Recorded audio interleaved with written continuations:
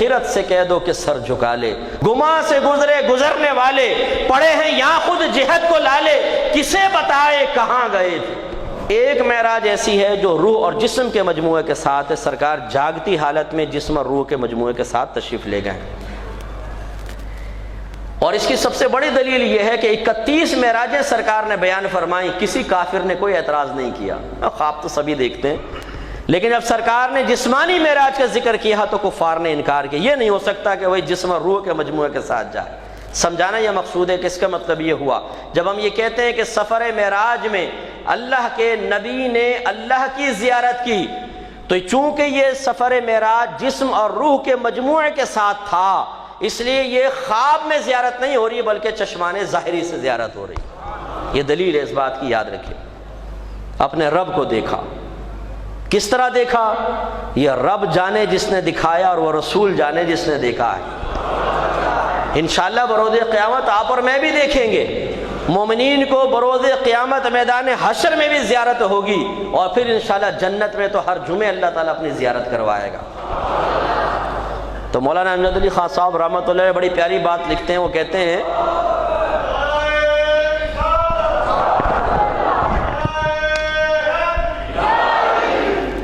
تو آپ یہ فرماتے ہیں کہ اللہ تعالیٰ جسم سے پاک و صاف، اور جب جسم نہیں ہے تو اس کے لیے کوئی ڈائریکشن نہیں ہے، آگے پیچھے دائیں بائیں اوپر نیچے، نہ وہ قریب ہے نہ وہ دور ہے۔ ہم یہ نہیں کہہ سکتے بہت قریب ہے بہت دور ہے، وہ تو اس کے رحمت کے اعتبار سے کہتے ہیں رحمت بہت قریب ہے رحمت بہت دور ہے، ورنہ اللہ تعالیٰ جسم ہے ہی نہیں۔ تو فرماتے ہیں جب ایسا ہے نہیں تو کیسے اللہ تعالیٰ کو دیکھیں گے، کس طرف رخ کر کے دیکھیں گے، اس کے لیے تو کوئی ڈائریکشن ہی نہیں ہے۔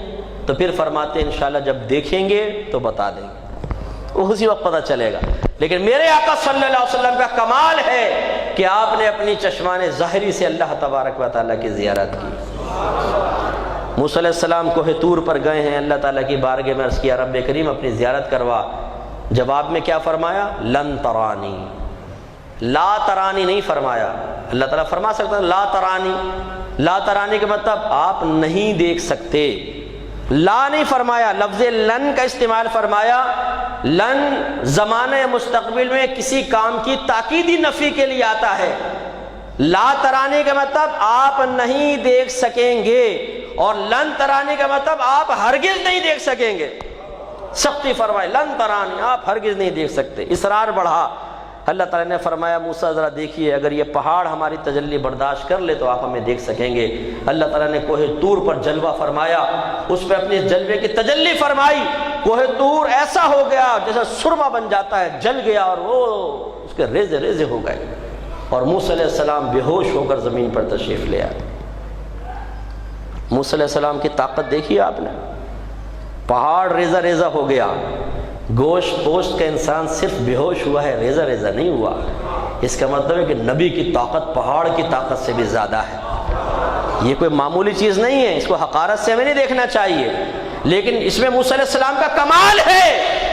لیکن جب کمال مصطفیٰ میں نگاہ ڈالی جائے تو پھر اس کا جمال ہی کچھ اور ہے کہ موسیٰ علیہ السلام بے ہوش ہیں، اور نبی کریم صلی اللہ علیہ وسلم جب ملاحظہ فرما رہے ہیں تو نگاہ ہٹتی نہیں ہے، نگاہ بہکتی نہیں ہے، اللہ تعالیٰ کی زیارت ہوتی ہے اور عالم ہوش میں بھی رہتے ہیں۔ یہ روحانی ترقی کی کاملیت کی معراج ہے۔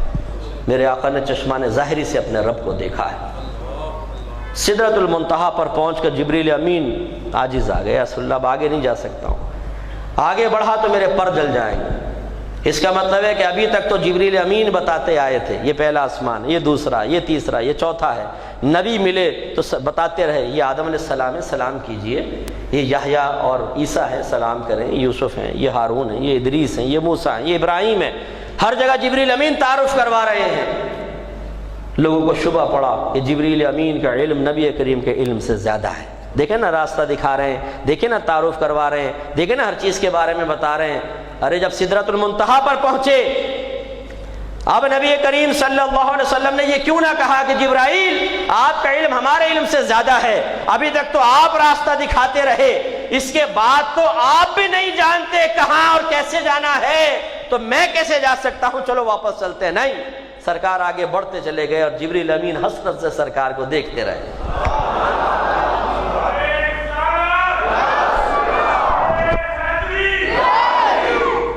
عظمت و شان صلی اللہ معراج النبی، صلی اللہ۔ معراج النبی۔ اچھا یہ دیکھیں، میں خاص طور پہ نوجوانوں کی خدمت میں ذکر کرتا ہوں، ہم اہل سنت کا عقیدہ ہے کہ اللہ تبارک و تعالی جہت سے، ڈائریکشن سے پاک و صاف۔ یہ نہیں کہہ سکتے اللہ تعالیٰ اوپر ہے، جیسے ہماری بڑی بوڑھیاں غلطی سے کہہ دیتی ہیں جی اوپر والا جانے، نیلی چھتری والا جانے، اوپر اللہ ہے نیچے آپ ہیں جی کرم فرمائیے۔ یہ غلط ہے، اللہ تعالیٰ کو اوپر والا کہنا یہ منع ہوتا ہے، بلکہ علماء کرام نے فرمایا کہ اگر کوئی اس عقیدے کے ساتھ کہے کہ واقعی اللہ اوپر ہے تو وہ دائرہ اسلام سے باہر نکل جائے گا، تجدید ایمان اور تجدید نکاح کرنا ہوگا۔ تو اس میں اعتراض پیدا ہوتا ہے کہ اگر اللہ تبارک و تعالیٰ کے لیے سمت کا تعین کفر ہے تو ہمارے نبی کس لیے گئے تھے؟ ایک بڑا مقصد تھا اللہ سے ملاقات، اور اس کے لیے کدھر گئے تھے؟ آسمان کی طرف، ہے کہ نہیں؟ تو اعتراض یہ پیدا ہوتا ہے جب اللہ کے لیے ڈائریکشن ثابت کرنا ہی کفر ہے تو پھر آپ یہ کیوں کہتے ہیں کہ ملنے کے لیے آسمان پر گئے؟ آپ کو ڈائریکشن ثابت کر رہے ہیں۔ اس کا جواب یہ سدرۃ المنتہا کا مقام دیتا ہے۔ سدرۃ المنتہا تک جانے کے لیے تو نبی کریم صلی اللہ علیہ وسلم زمین سے آسمانوں کی طرف ہی گئے ہیں، لیکن اصل اللہ تعالیٰ کی زیارت ہوئی ہے سدرۃ المنتہا کے بعد۔ گویا کہ ملاقات ہے سدرۃ المنتہا کے بعد، جہاں جبریل امین بھی نہیں گئے ہیں۔ اب میں آپ سے پوچھتا ہوں، بتائیں کس طرف گئے تھے؟ آگے گئے تھے، پیچھے گئے تھے، دائیں بائیں اوپر نیچے، کہاں گئے تھے؟ کسی نے بتایا نہیں۔ یہ ہے اصل جو اللہ تعالیٰ سے ملنے گئے، اس میں سمت ختم ہو گئی ہے۔ اعلیٰ حضرت فرماتے ہیں خیرت سے کہہ دو کہ سر جھکا لے، گماں سے گزرے گزرنے والے، پڑے ہیں یہاں خود جہت کو لالے، کسے بتائے کہاں گئے تھے؟ یہاں تو خود آگے پیچھے اوپر نیچے دائیں بائیں 6 ڈائریکشنز ہیں نا، وہ پریشان ہے کہ کیسے بتائیں سرکار کہاں گئے تھے۔